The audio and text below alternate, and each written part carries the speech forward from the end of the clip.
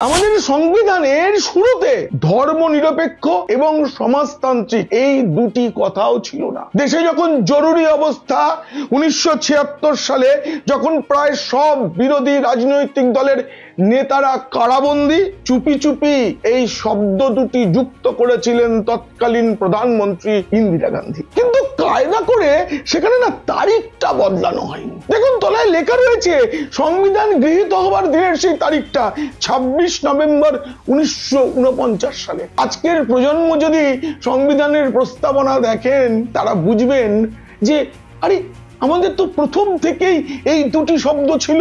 স্বাধীনতার 30 বছর পরে এই যে সংশোধন করা হয়েছে সেই তারিখটারও উল্লেখ রাখেননি ইন্দিরা গান্ধী। নিজের গদি বাঁচাতে 1975 সালের 25 জুন মধ্যরাতে তিনি দেশ জুড়ে জরুরি অবস্থা ঘোষণা করলেন। 75 में जो इमरजेंसी हुआ है उसको सबने सपोर्ट नहीं किया। हम भी तब छोटा था लेकिन तब भी मैंने कुछ सुना था। मेरे को थोड़ा डिटेल्स पता नहीं है। খুব ছোট ছিলেন মুখ্যমন্ত্রী বিশ্ববিদ্যালয়ে পড়ার সময়।